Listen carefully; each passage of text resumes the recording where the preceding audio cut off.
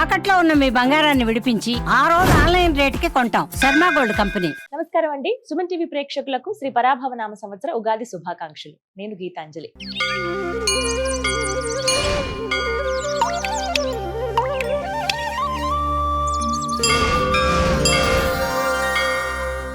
మరి ఈ సంవత్సరం ద్వాదశ రాసుల ఫలితాలు ఏ విధంగా ఉన్నాయో తెలుసుకుందాం. వివరించేందుకు మనతో పాటు ఉన్నారు శ్రీచక్రపీఠం వ్యవస్థాపకులు, ప్రముఖ జ్యోతిష్య పండితులు బ్రహ్మశ్రీ ప్రదీప్ జోషి గురువు గారు. వారితో మాట్లాడదాం. గురుగారు నమస్కారం అండి. శ్రీ గురుభ్యో నమః. శ్రీమాత్రే నమః. అచింత్య వ్యక్త రూపాయ నిర్గుణాయ గుణాత్మని సమస్త జగదాధార మూర్తయే బ్రహ్మణే నమః. ఇక ద్వాదశ రాశుల్లో చివరిదైనటువంటి మీనరాశి గురువు గారు, మరి వీరికి ఎలాంటి పరిహారాలు చెప్తారు? అసలు ఫస్ట్ వీళ్ళ జాతకం ఎలా ఉంది ఈ సంవత్సరం? ఎందుకంటే ఏళ్ళనాటి శని దశలో ఉన్నారు కాబట్టి శని అనుకూలిస్తున్నాడా లేదా, గురు ప్రభావం ఎలా ఉండబోతోంది, అలాగే రాహుకేతువులు ఎలా ఉండబోతున్నాయి, మొత్తంగా వాళ్ళ జాతకం ఎలా ఉంటుందో తెలియచేస్తారా? మీనరాశి ఆదాయం 11, వ్యయము 8, రాజపూజ్యం 5, అపమానం 6. ఏలినాటి శని మీనరాశి వారికి గుండెల మీద ఉన్నాడు. ఇక్కడ ఉంటాడు, విపరీతమైన దుఃఖ పెడతాడు, బాధ పెడతాడు. కానీ ఈ సంవత్సరము ఏలినాటి శని ఉన్నా కానీ మీకు 5 నెలల పాటు మిమ్మల్ని గురుగ్రహం, 5 నెలలు కాదు, 5 తర్వాత 9 నెలల పాటు మిమ్మల్ని గురుగ్రహము ప్రొటెక్ట్ చేస్తున్నారు. కాబట్టి మీనరాశి వారికి విముక్తి, కొంచెం రిలాక్సేషన్ దొరుకుతుంది. కాబట్టి మీనరాశి వారికి ఈ సంవత్సరం గురుగ్రహ అనుగ్రహం ఉంది కాబట్టి ఆదాయం బాగా ఉంటుంది. వ్యయము ఎంత ఖర్చు పెట్టినా దానివల్ల మీకు లాభమే జరుగుతుంది తప్ప నష్టం జరగదు. కాబట్టి పెట్టుబడులు పెట్టుకోవచ్చు. ఈ సంవత్సరము చక్కగా ల్యాండ్లు, భూములు కొనవచ్చు. ఏదైనా సరే ప్రశాంతంగా వ్యాపారాలు చేసుకోవచ్చు. అది కూడా జూన్ తర్వాతనే. జూన్ 1వ తారీఖు నుంచి అక్టోబర్ వరకు గురుగ్రహము పంచమ స్థానానికి వస్తాడు. పంచమ గురుడు బుద్ధికారకుడు, సిద్ధికారకుడు, యోగకారకుడు అవుతాడు. సంతానం వల్ల మంచి జరుగుతుంది, సంతానానికి మంచి కీర్తి ప్రతిష్టలు వస్తాయి. సో మంచి జరుగుతుంది మీకు.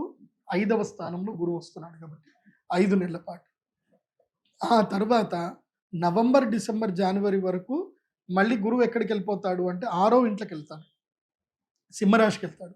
మళ్ళీ అప్పుల పాలు చేస్తాడు, మళ్ళీ మోసాలు అయిపోతాయి. అప్పుడు శని మళ్ళీ తన స్ట్రాంగ్ తీసుకొసుకుంటాడు. మళ్ళీ మీ గుండెల మీదకి వస్తాడు, కళ్ళీలు పెడతారు, బాధలు వస్తాయి, మోసపోతారు, ఇబ్బందులు వస్తాయి, నెగిటివ్స్ అన్నీ ఉంటాయి. నవంబర్, డిసెంబర్, జనవరి నెగిటివ్స్ ఉంటాయి. మళ్ళీ జనవరి నుంచి మళ్ళీ గురువు అనే బ్లెస్సింగ్స్ వస్తాయి కాబట్టి బాగుంటుంది. కాబట్టి మీన రాశి వారికి నేను చెప్పేది ఏంటంటే ఈ సంవత్సరము లైఫ్ని ఎక్స్ప్లోర్ చేయండి.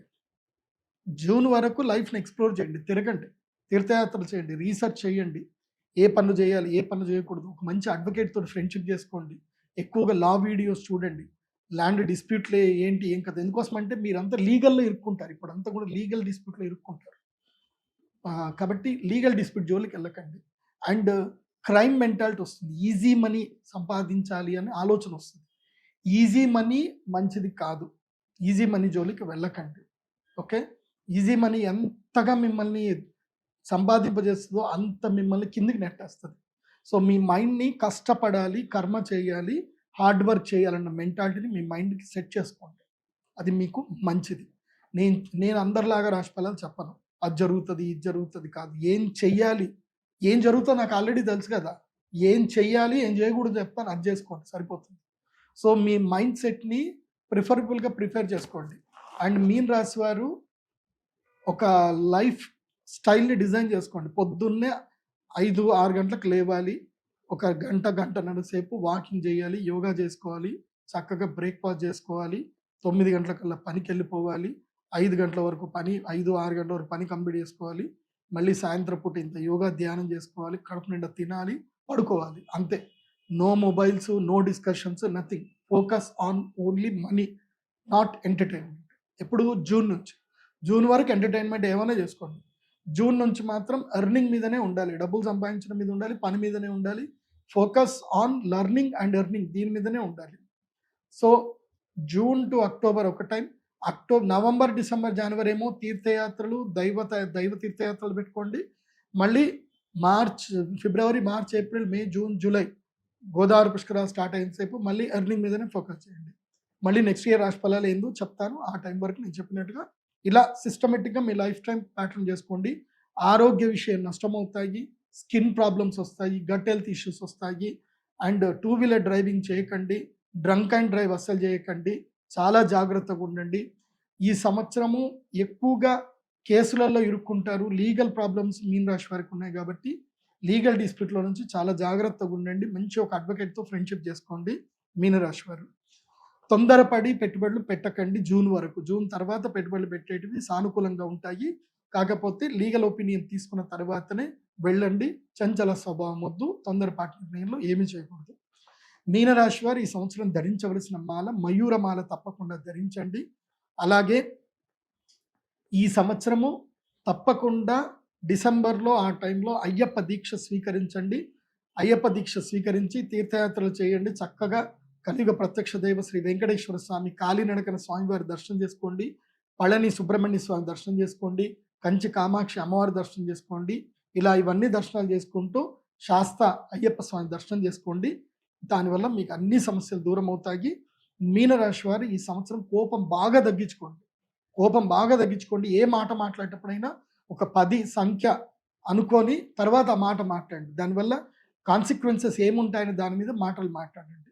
ఈ విధంగా ఎంత యాక్టివ్గా ఉంటే ఈ సంవత్సరం మీన రాశి వారికి అంత మంచిది. ఎంత మొబైల్ పట్టుకొని ఎంత డిప్రెషన్లో ఉంటే అంత సర్వనాశనం మీన రాశికి. సో మొబైల్ని దూరం పెట్టండి, యాక్టివ్గా ఉండండి, బాగుంటుంది. విదేశాలకు వెళ్ళే ప్రయత్నాలు చేసుకోండి, వాళ్ళకు కూడా కలిసి వస్తుంది. ఆస్ట్రేలియా వెళ్ళండి, కెనడా వెళ్ళండి, బాగుంటుంది. యూకేకి వెళ్ళకండి ఎవరు. సో ఇది మీన రాశి వాళ్ళకి చెప్పేది.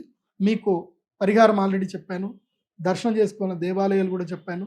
కాబట్టి మీరు శ్రీచక్ర పీఠానికి వచ్చి మీరు 5 నెలల పాటు బగలాముఖి పూజ చేసుకోండి. ప్రతి అమావాస్య బగలాముఖి పూజ చేసుకోండి. సంకష్టహర చతుర్థి వ్రతం పట్టుకోండి. ప్రవాళ గణపతి తీసుకోండి, బాగుంటుంది. అయితే మీరు యాగం ఏదైనా చేసుకోవాలి అనుకుంటే మీకు కలిసి వచ్చే యాగము అక్షయ తృతీయ, మీకు కలిసి వచ్చే యాగము అక్షయ తృతీయ రోజు మహాలక్ష్మి యాగం చేసుకోండి. దాంతో మీ లైఫ్లో బాగుంటుంది. ఏలినాటి శని ఇబ్బంది ఉండదు. మయూరమాలను ధరించండి, ఏలినాటి శని ఇబ్బంది ఉండదు. అండ్ అందరికీ రాశి ఫలాల్లో చెప్పేటప్పుడు అందరికీ చెప్పేది ఏంటంటే అందరూ నేను వేసుకున్న కృష్ణ స్ఫటిక మాల వేసుకోండి. నరదృష్టి నుంచి కానీ, ప్రేత బాధలు కానీ, ఏ దృష్టి బాధలు కానీ అన్నిటి నుంచి ప్రొటెక్ట్ చేసేది ఆల్ ఇన్ వన్ మాల కృష్ణ స్ఫటిక మాల. ఇది అందరూ ఎప్పుడూ ధరించవలసిన మాల కృష్ణ స్ఫటిక మాల. అట్లాగే మీ date of birth, time, place మీది ఒరిజినల్గా ఉంటేనే నేను చెప్పే జాతకాలన్నీ కరెక్ట్గా ఉంటాయి. కాబట్టి మీ date of birth, time, place తోటి pradeepjoshi.com వెబ్సైట్ విజిట్ అవ్వండి. అక్కడ మీకు అన్ని ప్రొడక్ట్స్ దొరుకుతాయి. జాతకం కూడా దొరుకుతుంది. జాతకం ఆర్డర్ చేసుకోండి. మీ జాతకంలో మీకు అదృష్ట సంఖ్య, కలిసి వచ్చే టైము, వారము, ఏ టైం బాగుండదు, ఏ వారం బాగుండదు, ఏ సంఖ్య బాగుండదు, అన్ని డీటెయిల్స్ మీకు ఉంటాయి. అవి మీరు హ్యాపీగా మీ ఇంట్లో కూర్చొని మీ PDF హోరోస్కోపు మీకు దాదాపు 11 భాషల్లో ఉంటాయి. మీరు ఏ లాంగ్వేజ్ కావాలంటే ఆ లాంగ్వేజ్లో ఆర్డర్ చేసుకొని చక్కగా చదువుకోండి, సంతోషంగా ఉండండి, తొందరపడకండి. ద్వాదశ రాశుల జాతక ఫలితాలు చాలా చక్కగా వివరించారండి. ధన్యవాదాలు గురువు గారు. సర్వే జన సుఖినో భవంతు. శ్రీమాత్రే.